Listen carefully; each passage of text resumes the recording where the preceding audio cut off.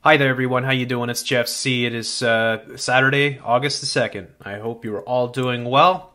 Now you may have already seen the Ebola video that I put up last night. I went over a lot of the specifics dealing with this latest outbreak, some of the inconsistencies in the media, a lot of things that are very suspicious. Is this something that is planned?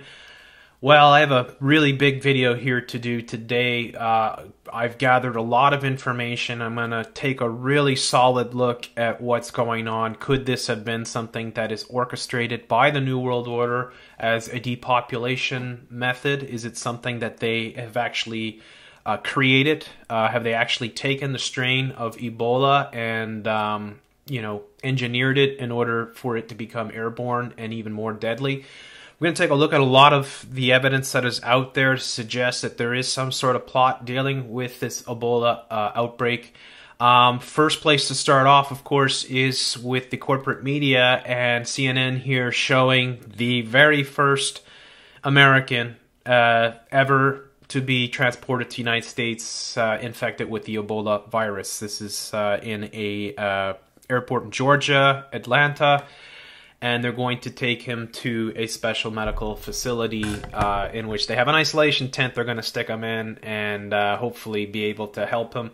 So let's listen in here just for a second to get what they're talking about. Looking at live pictures right now of the Dobbins Air Reserve Base outside of Atlanta, Georgia. And you're looking at a plane on the tarmac there because it's believed, and CNN is confirming, on board is that American doctor who's been transported from West Africa, who is now an Ebola patient here in Atlanta to receive treatment, the first time ever. Dr. Sanjay Gupta is with us now, and this really is a first because while the Emory University Hospital feels it's equipped to deal with a highly contagious patient like this, it's the first time they're actually treating somebody who has Ebola. Yeah, we're hearing that there were no specific incidents on the plane, that the patient is stable. That was obviously of high concern because, you know, quite a sick patient, making sure they're medically stable enough for this flight. And this is the first, as you mentioned, first time in Atlanta, first time in the United States, first time in the Western Hemisphere of the world that you have a patient with Ebola now in this location. They're going to be going to Emory University Hospital. You know, it's interesting, Fred, any hospital that really has a isolation unit can likely take care of a patient with Ebola because it's important to re-emphasize this is not an airborne disease. It's not a disease that spreads through the air. It's a disease that spreads through bodily fluids. Okay, so that's what they're telling you, but there's a lot of evidence to suggest that this thing is airborne. And I would definitely not trust the corporate news network here, CNN, which is known for pushing a whole lot of bullshit. It raises a lot of questions, of course. Why on earth would they bring this patient to the United States? Why would they take them to Atlanta? Is there a significance to that? Well, we're going to look at that. I want to go through some of the latest stuff coming off the internet here. I think I will go and show you Dabu7, who put this video up here. U.S. government owns Ebola patent, smoking gun. So I don't think he was the first. I think this was the first to report on this. Why does the U.S. government have a patent rights on Ebola virus? This is the elite NWO agenda. And I'll post links for these videos below. So the patent that these two YouTubers are referring to is here. You can find it off Google. I'll, of course, put the link below. Human Ebola virus species and compositions and methods thereof, CA 2741523A1. And you got the specifics here. The publication date was 2010 and April 29th. The filing date was October 26, 2009. Priority date, blah, blah, blah, blah. So inventors Jonathan S. Towner, applicant Jonathan S. Towner, export citation, and all this information. So here in the abstract, they say compositions and methods including and related to Ebola, Bundibugyo virus, I hope I'm saying that right, Ebo-Bun, are provided. Compositions are provided that are operable as immunogens to elicit an immune response or protection from Ebo-Bun challenge in subject such as primate. Invented methods are directed to detection and treatment of Ebo-Bun infection. So I don't know, they might have got it wrong. It seems like this is some sort of treatment that they were developing to fight a particular pathogen of the Ebola virus here. So I don't want to give too much, but I will post the links for this below. There is no cure. If they claim there is no cure for the Ebola virus. And they claim also that it's a 60 to 90% fatality rate. So I'm going to post a link for this below, see if other people want to look into it and see what they can find. But the interesting thing to point here is, of course, Atlanta, Georgia, once again. The invention provides the isolated human Ebola viruses denoted as Bundibugyo, deposited with Centers of Disease Control and Prevention, the CDC, in Atlanta, Georgia, United States. Okay. So again, the Atlanta connection coming into play here. Now, here off Global Research, West Africa, what are U.S. biological warfare researchers doing in the Ebola zone? So this is coming from today, August the 2nd. And an interesting article here. This is a call for an immediate, thorough, and independent investigation of Tulane University researchers and their Fort Detrick associates in the U.S. biowarfare research community who have been operating in West Africa during the past several years. What exactly have they been doing?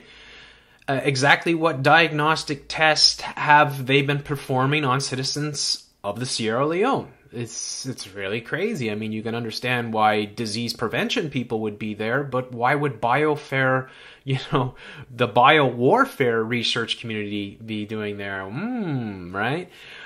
Why do we have reports that the government of Sierra Leone has recently told Tulane researchers to stop this testing? Have Tulane researchers and their associates attempted any experimental treatments, e.g. injecting monoclonal antibodies using citizens of the region? If so, what adverse effects have occurred? The research program occurring in Sierra Leone, the Republic of Guinea, and Liberia, said to be the epicenter of the 2014 Ebola outbreak, has the announced purpose, among others, of detecting the future use of fever viruses as bioweapons. So that's making it bigger for my eyes here to read better. But just right here, this is has announced the purpose, among others, of detecting the future use of fever viruses as bioweapons. Is this purely defensive research? Or, as we have seen in the past, is this research being covertly used to develop offensive bioweapons? For the past several years, researchers from Tulane University have been active in the African areas where the Ebola is said to have broken out in 2014.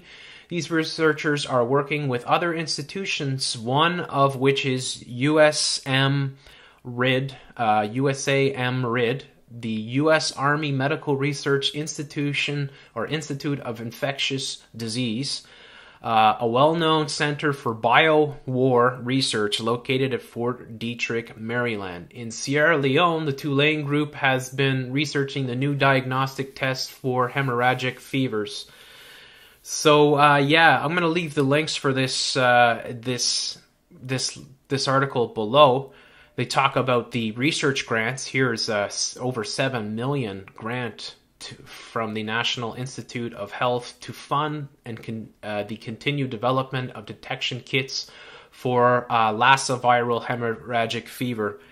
So, just another thing to like really make you make you wonder what is really going on here.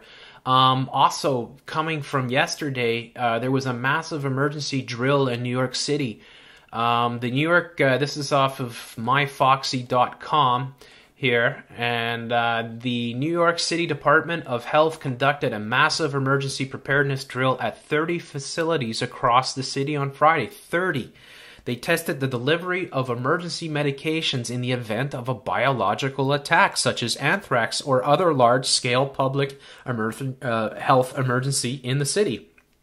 The majority of the deliveries will take place to public school buildings. It's the largest surprise drill in the city's history. Just happens to come right as this whole thing is happening.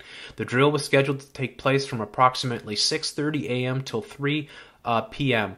The majority of participants were given no notice to better test and simulate real emergency and response. The New York, here's a quote here, the New York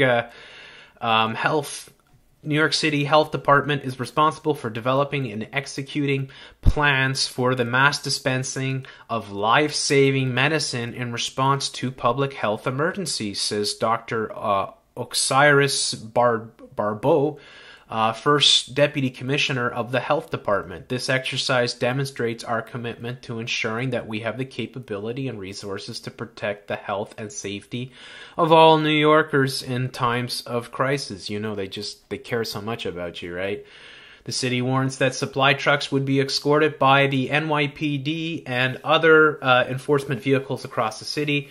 The exercise involves deploying more than 1,500 staff members from more than a dozen city agencies and setting up 30 temporary locations that would be used in the event of an emergency to dispense life-saving medication. The goal is to see how quickly we can get drugs distributed in case of an attack, the health department says. Says that no actual medications would be distributed as part of the drill, and there should be no impact on other planned activities and da-da-da. But, you know, there's always a drill that accompanies these things, and here we go, another drill happening right in New York City and dealing with what would likely be how they would deal with an outbreak, or maybe a false outbreak. So, also, you know, this is also another very ominous thing coming off of global research here. Obama signs executive order to detain Americans with respiratory illness. You can't make this shit up, right? So here's an article by Paul Joseph Watson. As the Ebola outbreak continues to cause concern, President Barack Obama has signed an amendment to the executive order that would allow him to mandate the apprehension and detention of Americans who merely show signs of respiratory illness. I talked about this in the video the other day. I didn't make specific reference to the executive orders, although I'd heard of them at that point. But I said that they would have the right to basically take anybody that they think might be a carrier or might have been exposed to this, say, Ebola, for instance, and quarantine them. So the executive order titled Revised List of Quarantinable Communicable Diseases amends the executive order 13295 passed by our one and only George W. Bush in April 2003, which allows the apprehension, detention, I'll highlight this for you, apprehension, detention, or conditional release of individuals to prevent the introduction, transmission, or spread of suspected communicable diseases. So this is all happening right as they're bringing the first ever Ebola patients to the United States. You know, I don't know. You know, people call me a conspiracy theorist if they want, but maybe I'm just thinking a little bit too much here. This is too much of a coincidence. The amendment signed by Obama replaces subsection of the original Bush executive order, which referred only to SARS. Obama's amendment allows for the detention of Americans who display. Here's what they would be able to do.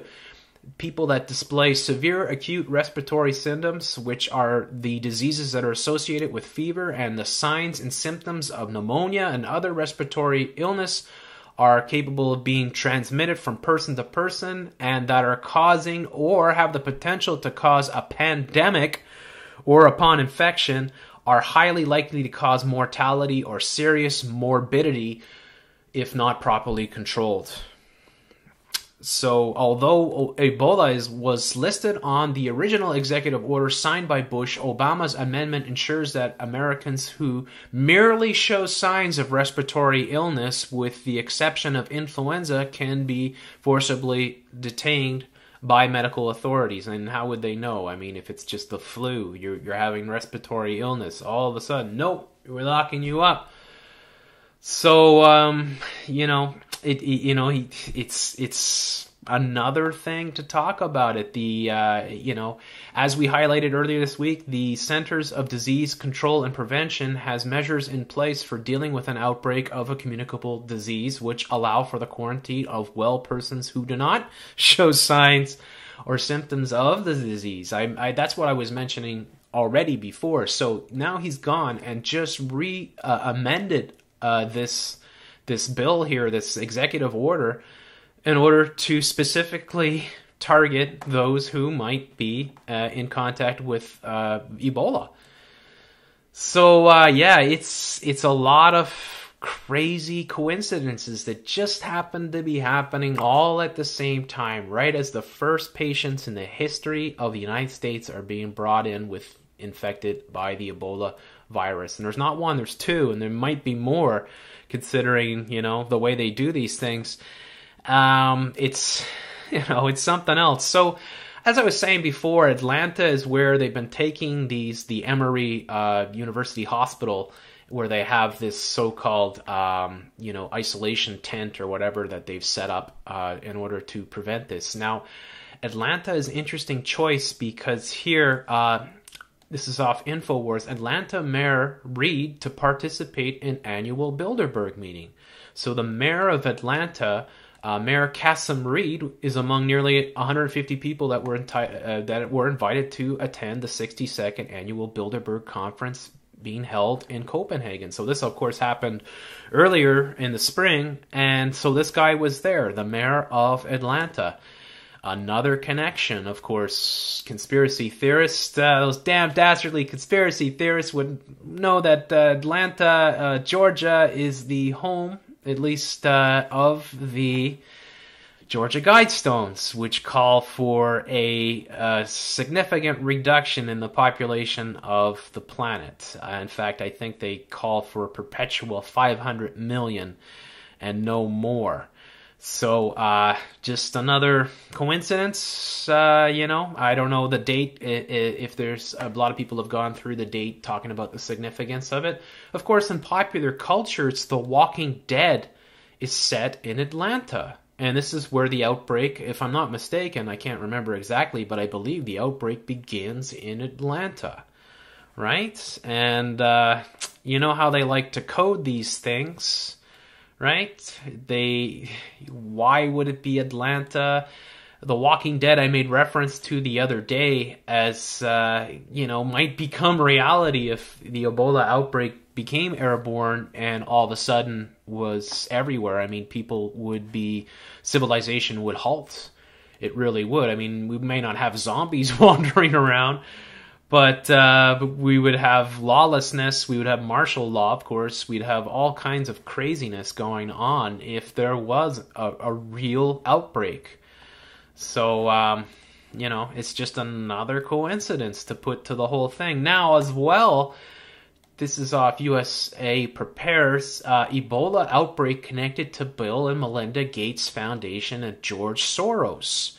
So George Soros Foundation funds the Kinema Bioweapons Lab at the focus of the Ebola outbreak, and which is about to be closed, apparently amid an investigation. At the epicenter of the current Ebola epidemic is the Kinema Government Hospital in Sierra Leone, which houses a U.S. biosecurity Level 2 bioweapons research lab with links to Bill and Melinda Gates Foundation and the Soros Foundation.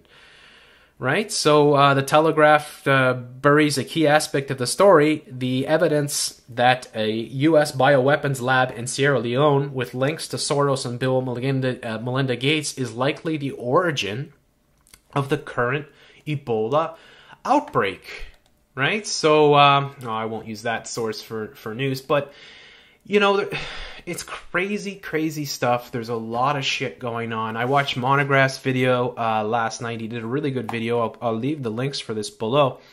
And he came up with this corporation here, Canadian biotech corporation, that was working on the Ebola virus just before it outbroke in February. And this corporation is called TechMira. So here is the article that he makes reference to here, which is dated January the 22nd, 2014. TechMira doses first subject in human clinical trial of TKM Ebola. Just getting that a little bit bigger for my eyes. TechMira Pharmaceuticals Corporation has dosed the first subject in a phase 1 human clinical trial of TKM Ebola, an anti-Ebola viral therapeutic that is being developed under a U.S. $140 million contract with the U.S. Department of Defense. Studies to access safety, tolerability, and pharmacokinetics of TKM Ebola. The TKM Ebola Phase 1 clinical trial is a randomized, single-blind, placebo-controlled study involving single ascending doses and multiple ascending doses of TKM Ebola. The study will assess the safety and tolerability of pharmacokinetics of administering the TKM Ebola to healthy adult subjects. 4 subjects will be enrolled per cohort. There are 4 planned cohorts for a total of 16 subjects in a single dose arm, and 3 are planned cohorts for the total of 12 subjects in multiple dose arm of the trial. Each cohort will enroll 3 subjects who receive TKM Ebola and 1 who receive a placebo. And promising results in non-human parasites. The earlier preclinical studies were published in the medical journal The Lancet, and demonstrated that when the cRNA targeting the Ebola virus and delivered by TechMira's LNP technology were used to treat previously infected non-human primates, the result was 100% protection for otherwise lethal dose of the Zaire Ebola virus. Right? So, you know, they're working with the U.S. Department of Defense, right? They're a huge contract, 40 million, right? The biodefense therapeutics and a joint production manager in the medical countermeasure system. All this, you know, happening. This is all, you know, connected in many ways. Now, a good source here off YouTube is the Potter blog here. They've been covering Ebola for quite some time and have a lot of information. And here, the latest video here, the government's ready for World War Ebola, right? I'll post the links for this below. And I remember the Potter blog when they were talking about the detection kits. This was several months ago. And I remember when I saw this article that... you know, it alarmed me because they were talking about the Ebola detection kits deployed by the National Guard's units in all 50 states. So all 50 states were receiving these detection kits.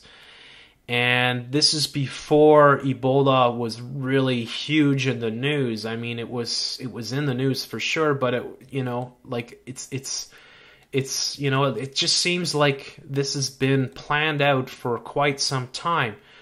So on April the 8th, Congress was informed by the Department of Defense that because of emerging threats, J-BAIDS hemorrhagic fever assays have been deployed to the National Guard units of 50 states. So they sent these things out, you know, that already they knew that there was a good chance that this thing could break out. You know, these are the joint biological detection systems that they have deployed, the alternative vehicles, and these are the detection kits here the Joint Biological Agent Identification and Diagnostic System, which has been delivered to all 50 states. And this is coming back from April. So I'll put the links for this below. Getting back to TECMIRA here, I was looking at this. We are advancing innovative RNAi-based treatments. So TECMIRA Pharmaceuticals Corporation is a leading RNA interference therapeutics company with more than 14 years in the industry. TECMIRA is the global leader in RNA field. We are developing novel drugs in areas where there is a significant unmet medical need and commercial opportunity. And this corporation too is become extremely profitable over the past month or so here. I was seeing here, here off Reuters, TECMIRA shares skyrocket as Ebola outbreak intensifies in Africa. So shares of Canada's TECMIRA Pharmaceuticals Corp., which hopes to produce the first treatment for the deadly Ebola virus, have skyrocketed. Go figure, right? As the worst ever outbreak of the virus continues. And this is dated August the 1st. Though the testing, so just from yesterday, though testing of the company's treatment, TKM, Ebola on humans was put on hold last month due to safety concerns, investors scrambled to buy its stock, sending its shares up 7.5% and up more than 50% over the past fortnight. So the recent outbreak in West Africa is as profound as any as we've seen in recent decades. It's terrible, right? But it's great frickin' news for the corporate line. I mean, these corporations are making money hand over fist, getting these contracts from government agencies, and people on these boards here dealing with the corporation are talking about how the fact that the company's really missing the opportunity. Here's a quote here. This is a great opportunity to capitalize on the free press to talk about their TKM Ebola products progress, and yet they have not used this to promote the brand. So I don't know, man. This whole thing could be very much a staged plot. The fact that they put it in the movies, and they like to telegraph it to us all the time. We know how they do that with all these events. Is there a reason why Atlanta is chosen? I mean, is this something that's deep in the cards? Is there more evidence out there? The Atlanta mayor, of course, being at the Bildberberg meeting where these kind of things, I mean, if there was a plan to release some sort of contagion, to have a viral outbreak, the Bildberberg meeting would be the place where these plans would be met.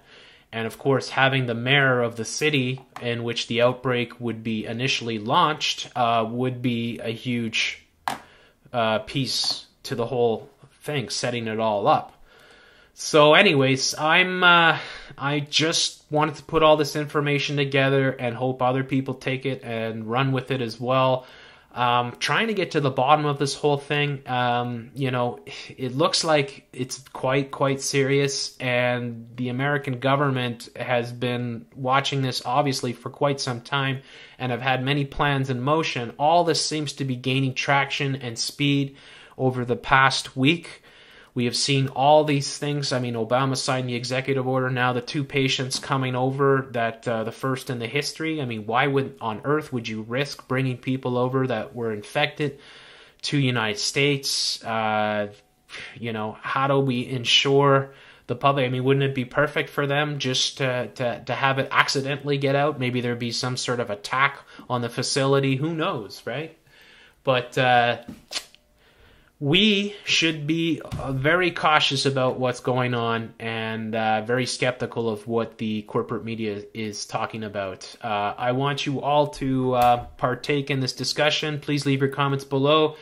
And if you have any more information, leave it below or send it to me in a personal message. I wish you all the very best and hope you have a wonderful day. Thank you.